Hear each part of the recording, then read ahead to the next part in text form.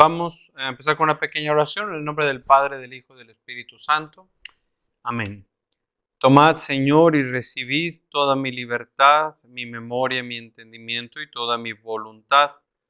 Todo mi haber y mi poseer vos me lo disteis, a vos, Señor, lo torno, todo es vuestro. Disponed a toda vuestra voluntad, dadme vuestro amor y gracia, que ésta me basta. Amén. En el nombre del Padre, y del Hijo, y del Espíritu Santo. Amén. Vamos a ver algunos errores que se cometen, particularmente en la relación entre padres e hijos. Obviamente partiendo de los padres, que es básicamente lo que estamos hablando. Uno muy común es retirar el afecto o enojarse con el niño. De esto ya hemos hablado, ¿no? Es muy frecuente en Hispanoamérica. Nosotros decimos que a manera de juego, pero no tenemos conciencia de las implicaciones tan trascendentes y de hecho tan terribles que puede tener en la vida del niño.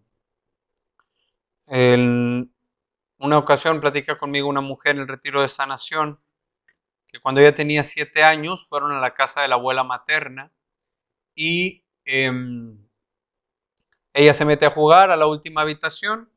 De repente se da cuenta que no se oye la voz de la mamá, sale a asomarse y le dicen que... ella pregunta, ¿dónde está mi mamá? Y las tías, burlándose de ella, le dicen, híjole, tu mamá ya no te quiere, tu mamá ya te dejó, tu mamá ya se fue. Ella empieza a llorar y las tías se reían más todavía. Entonces dice que fue tan impactante para ella esto, que a partir de ahí ya no pudo llorar en la vida, porque sentía que se iban a terminar burlando de ella. De hecho, habían pasado unos 5 años de la muerte de la mamá. Esta mujer tendría unos 30 años.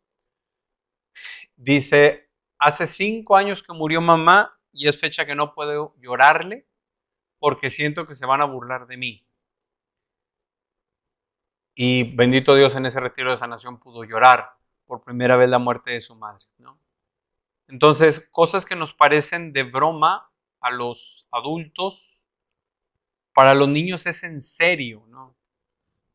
En ese sentido también conviene recordar que el sarcasmo y la ironía no pueden educar. El sarcasmo y la ironía no pueden educar. El decir, no sé, ¿a dónde pongo esta comida, mamá? Tírala, si quieres, tírala. Es muy frecuente también, pero el problema, entre comillas, es que normalmente los niños creen en lo que papá y mamá dicen.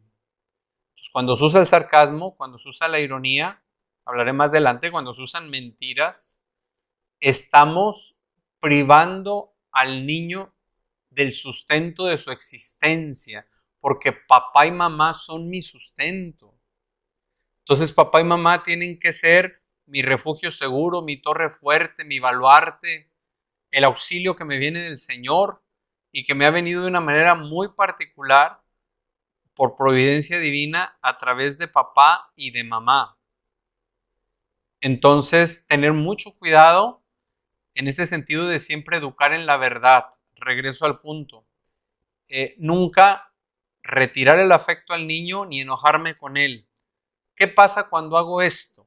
Se refuerza el mal, la mala actitud o el acto malo que el niño cometió, se refuerza y evita que el bien se instale.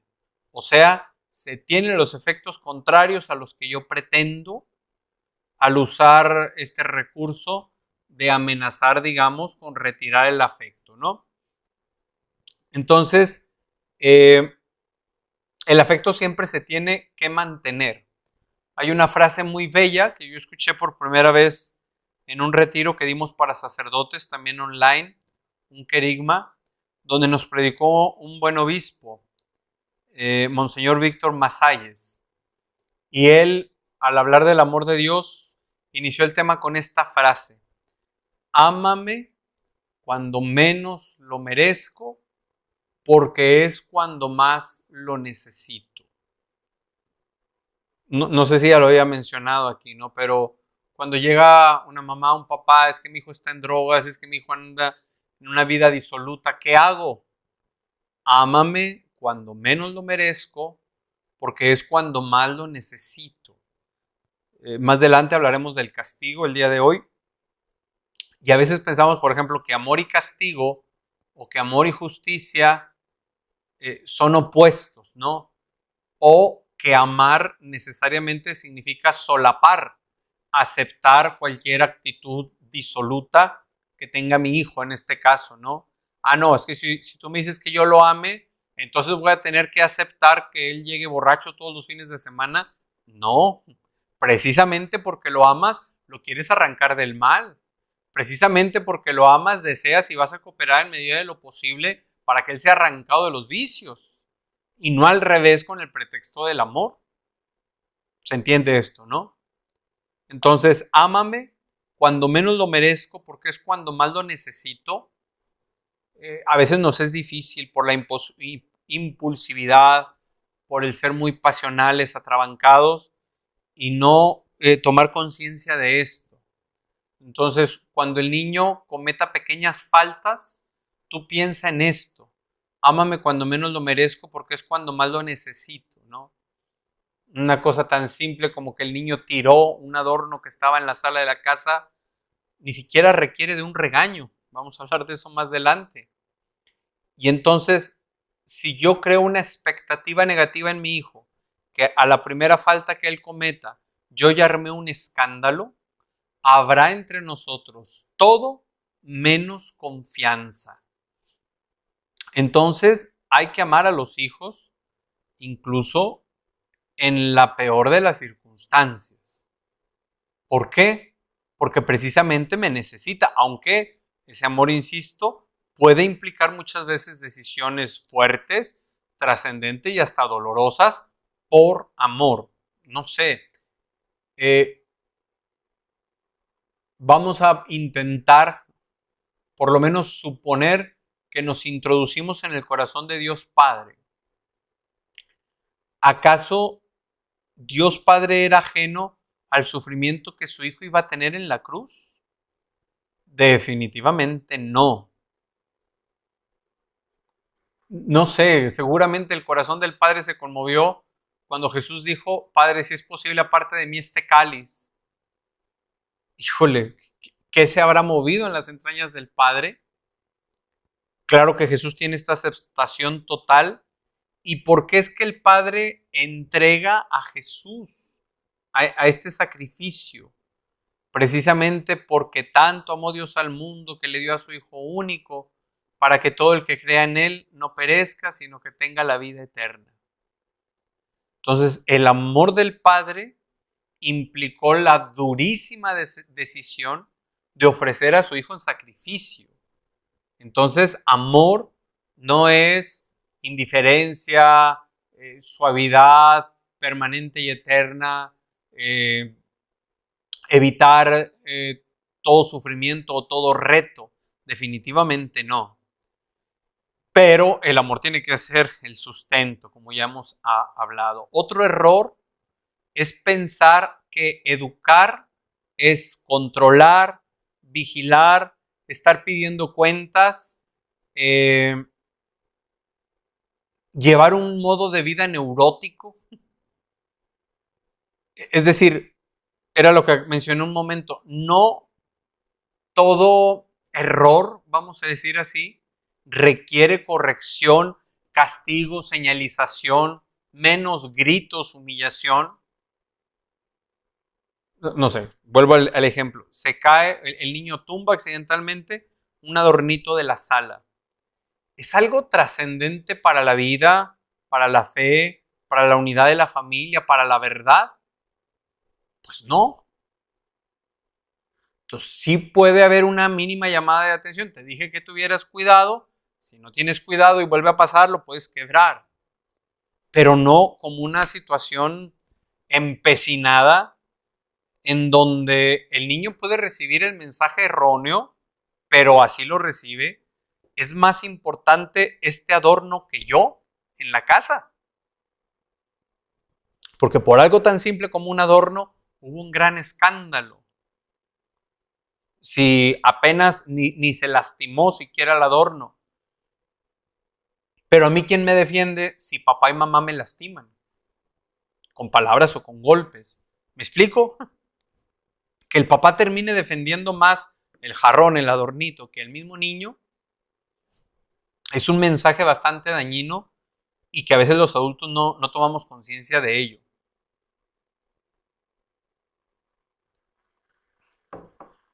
Entonces, la educación no es un controlar totalmente. Por eso hay que darle espacio a los hijos para la diversión y para el juego. No sé, en el uso común aquí en México se dice, por ejemplo, si están adultos platicando, no te acerques porque esta es plática de adultos, no es tema de niños, váyase para allá.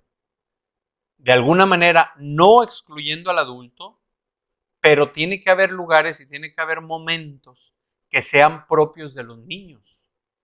Es decir, de tal a tal hora jueguen, griten, muevan los muebles, hagan casitas, tírense al suelo en el patio.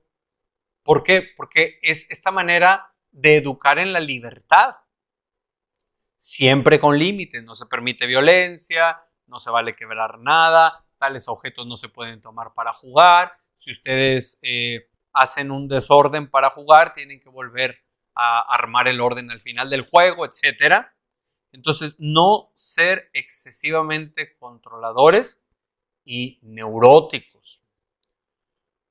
En este sentido, luego es posible, y más le pasa a la mamá, hacer depender la educación del sentimiento de ella. Es que si tú haces esto, yo me voy a poner triste. Y si tú haces esto otro, yo me voy a poner alegre. A ver, es que hay que enseñar al niño a tener sustento en la realidad. Entonces, si yo le voy a enseñar a mi hijo lo que sí se debe de hacer, es porque objetivamente eso se debe hacer. No porque mamá o papá se sientan a gusto o a disgusto. ¿Me entienden? Porque luego creamos una dependencia afectiva. ¿Y qué va a pasar, por ejemplo, cuando mamá deje de estar? Más tarde, en la vida adulta, cuando sea, porque mamá murió, ¿qué va a pasar? Si mi regla, mi norma de vida eran los sentimientos de mamá, y eso pasa mucho lamentablemente, se va mamá y viene un desastre total en la existencia. Porque se hacía depender de algo subjetivo y no de algo objetivo. Por eso hay mamás que no dejan de ser controladoras, por ejemplo, hasta cuando los hijos ya se casaron. Y entonces, es que esa muchacha no me gusta, no me hace sentir a gusto. Si hubiera una razón objetiva, está bien. Pero la mayoría de las veces es porque es subjetivo. Porque me incomoda, por lo que sea. Y entonces hay hijos que no se atreven a tomar una decisión de vida tan solo por dar gusto a la mamá.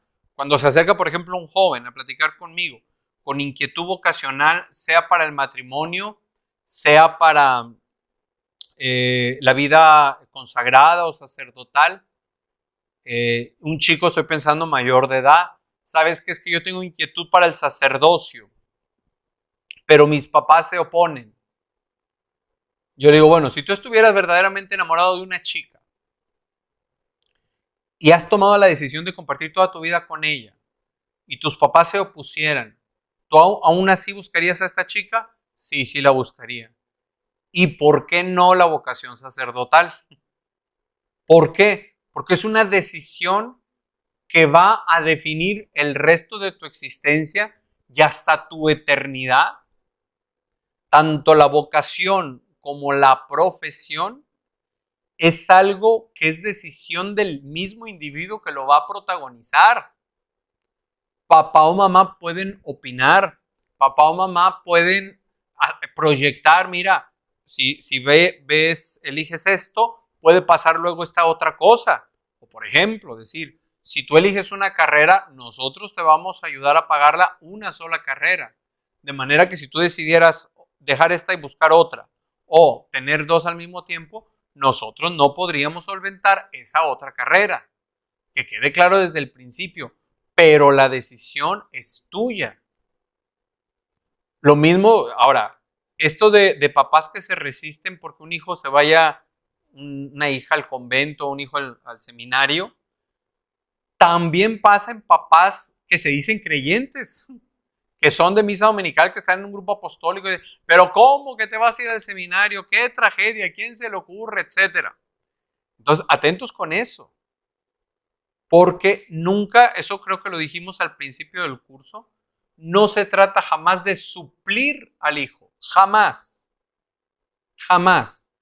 Que ya hablamos también que era algo progresivo. Al principio sí lo tengo que suplir. Si el bebé no es amamantado por la mamá, nadie lo va a alimentar y él no se va a parar a alimentarse. Lo tengo que suplir, pero luego lo tengo que acompañar, llevar a crecer y llevar a madurar para que sea dueño de sus ideas.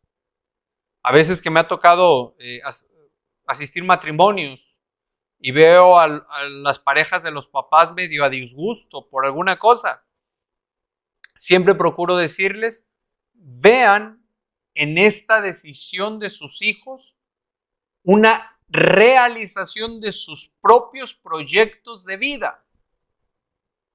O sea, mi plenitud como papá, como mamá, nuestra plenitud como esposos, no va a estar en que tengamos aquí como si fuera pollito bajo el ala toda la vida, que el pelado sea incapaz de tomar decisiones. No. La plenitud va a ser en que mi hijo, mi hija, inicien un camino de realización en sus propias decisiones, buscando la voluntad de Dios, haciéndose o anhelando hacerse ciudadanos del cielo. Eso ya hablamos al inicio. Pero tengo que ver mi realización en la realización de ellos. ¿Se entiende? Aunque no pase por mi proyecto, o por mi ilusión, o por lo que sea. Y en eso hay que tener sumo cuidado siempre. Tener mucho cuidado de no ser condicional. Si alguno de ustedes llegara a uno de sus hijos, sobre todo en la infancia es cuando puede pasar esto, y le preguntara, ¿qué debo de hacer para que me quieras más, para que me ames más? Algo estás haciendo mal, porque a tu hijo no le ha quedado claro que él es amado por ser quien es, no por lo que hace, no por lo que hará en el futuro, sino por lo que es. Eres mi hijo y yo te voy a amar. No hay manera de que yo te pueda amar más porque ya te amo con todo mi corazón. Entonces nunca estar condicionado. ¿Por qué? No sé si conocen todos los que están aquí una película interesante, quien no la haya visto, la de Píntame Angelitos Negros o Angelitos Negros se llama. Una mujer de tez blanca que tiene una hija negrita. Esta mujer de tez blanca no sabía que ella era hija de la sirvienta negrita. No sabía, pero tiene una hija de este color. Y entonces la mamá la desprecia terriblemente. Y en una de las escenas más conmovedoras de esta película, la niña está poniéndose talco o harina, no sé, porque quiere ser blanca, para que su mamá la quiera. Entonces, atención, no se condiciona el amor. No se condiciona. Puede haber cosas que sean como un reto. Está bien. Si usted saca buenas calificaciones, yo le compro una mejor bicicleta, por ejemplo. Está bien. Pero no el amor, no es el amor el que estoy condicionando. El amor es gratuito. El amor te lo doy porque te amo, porque eres tú y siempre va a estar aquí. Siempre. Entonces, no eres un jefe de control de calidad de tus hijos. No eres el jefe de control de calidad. Claro, hay que enseñarle a hacer las cosas con orden, con excelencia, mas no eres el jefe del control de calidad. No sé, pienso en que si al niño de segundo año le encargaron poner márgenes en su cuaderno para la escuela, que algunos lo haga él, aunque los haga mal, para que tenga esta confianza de que él puede hacer cosas. Ya, si tuviera 11 o 12 años, ya tiene suficiente habilidad para hacer todos los márgenes y hacerlos muy bien. Eh, Cuando a mí me ha tocado acompañar equipos de evangelización, pienso en en mi pequeña comunidad, antes de entrar al seminario, mi pequeña comunidad de oración, o bien otros jóvenes que he ido acompañando y luego ellos me acompañan a predicar. Cuando yo les digo, bueno, ahora tú vas a dar este tema, yo voy a estar ahí, por si se te atora, se te dificulta, yo voy a salir al frente, tú no te preocupes. Es que si me equivoco, tienes toda la libertad de equivocarte, siempre y cuando no digas herejías, tienes toda la libertad de equivocarte, voy a estar ahí para respaldarte. ¿Me entiende? Entonces, cuando yo le doy a mis hijos la oportunidad de equivocarse, les estoy dando la oportunidad de crecer en la confianza y tener mayor libertad interior y en un futuro hacer más proyectos trascendentes, que muchos de ellos son arriesgados, porque sabe que el amor no está en juego, el amor no se negocia, el amor no está en duda. ¿Me entiende esto? Dale a tus hijos la oportunidad de equivocarse. Claro, si hay algo urgente o es grave, es delicado, eso es otra cosa, pero estamos hablando de lo ordinario. Entonces, si dejo de convertirme en un jefe de control de calidad, pues como reto, incluso como juego, puedo ayudar más a los niños a amar el orden. No sé, si llega el chico de adolescente, de secundaria o preparatoria, es que me quiero acostar un rato. Muy bien, está bien que tenga una siesta, pero la siesta va a ser de tanto tiempo.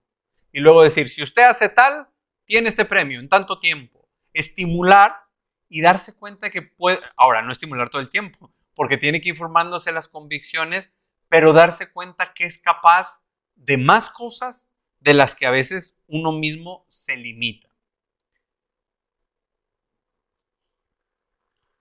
Recordamos que hay que ser suave en el modo, muy firme en los principios.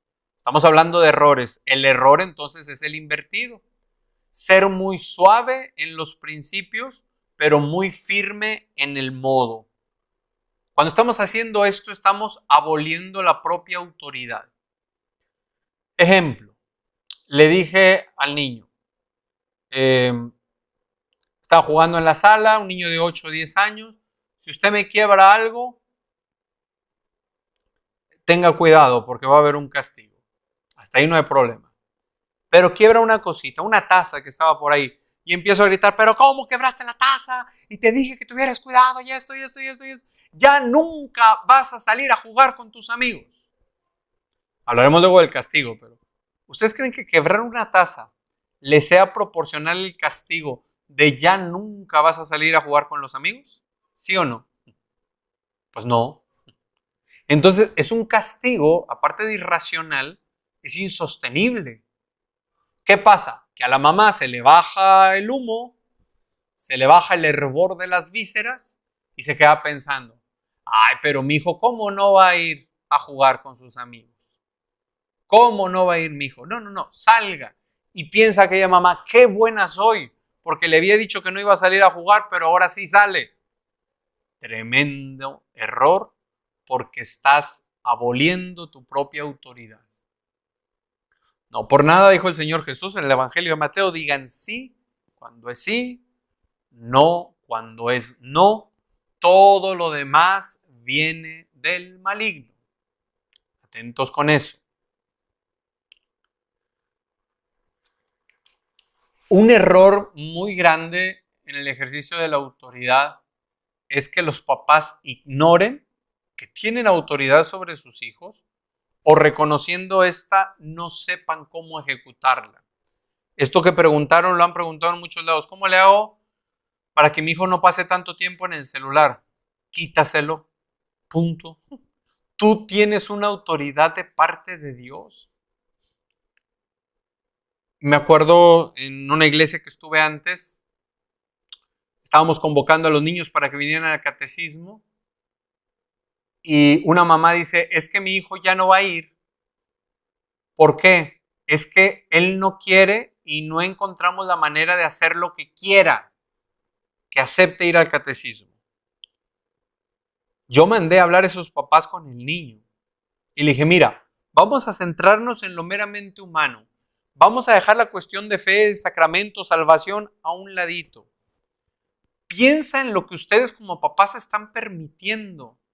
Tienen un niño de 7 años que los está mangoneando ustedes, los está dominando a placer de una forma tiránica. Y si eso hace el muchachito a los 7 años, ¿qué va a hacer a los 15 o a los 20? Si quieres, ok, si tú misma mamá no quieres que el hijo venga al catecismo, que no venga, pero estás perdiendo de tus manos a tu hijo para toda la vida. Insisto, no es mis chicharrones truenan y porque mis chicharrones truenan se tiene que hacer así. No, porque te amo y quiero tu bien. Entonces, cuando hablo con papás, les digo esto, tú tienes una autoridad de parte de Dios. Créelo, créelo. Tienes una autoridad de parte de Dios.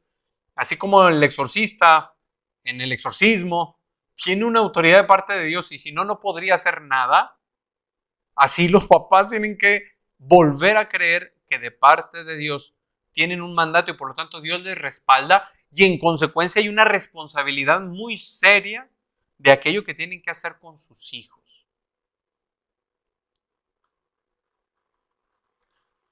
Cuando, ya habíamos hablado un poco, cuando no permito que mi hijo experimente la frustración, y quiero insistir, no es provocar la frustración en mi hijo, no, eso sería perverso, quiero que mi hijo se sienta mal, quiero que, no, sino permitirla ante una orden contraria a lo que él hubiera esperado, ante un bien que no se pudo obtener, no sé. Cuando yo no le permito el experimentar, asumir, superar la frustración, lo estoy abstrayendo del mundo, lo estoy abstrayendo de la realidad y le estoy creando un muy profundo daño afectivo y emocional. ¿Por qué? Porque luego no va a poder enfrentar la vida.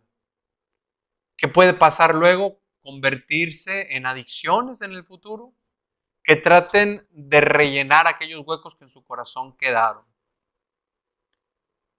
Entonces, hablando particularmente de las pantallas electrónicas, celular, computadora, televisión, se ha comprobado que reducen el número y la cantidad de conexiones neuronales, se llaman sinapsis.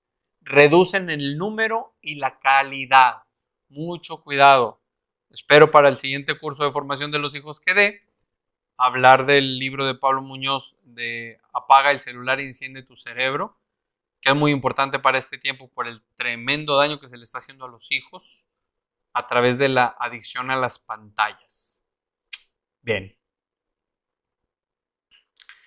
La pantalla da la misma liberación de dopamina en el cerebro que consumir una dosis de heroína.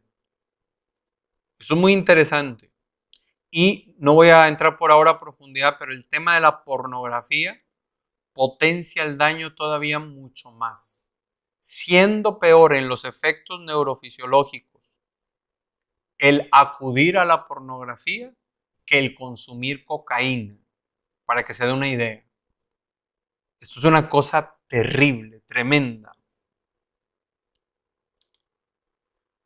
Hablando otra vez de la posibilidad de experimentar la frustración, cuando esta frustración no es agresiva, se le da al niño la oportunidad de entender que se tiene que esmerar, tiene que haber mérito para luego poder obtener bienes. Al hijo le tengo que dar la alegría de saber que hay cosas que papá y mamá me van a dar porque sí, porque soy su hijo, pero que también hay cosas que yo debo de conquistar. En este sentido, los papás nunca se deben convertir en una fuente infinita de privilegios. O sea, cumplirle todos los caprichos, facilitarle todo en la vida, es un error tremendo que papá y mamá se conviertan en ello. Insistimos entonces que caricias, reconocimiento, el tiempo de la calidad se mantiene incondicionalmente.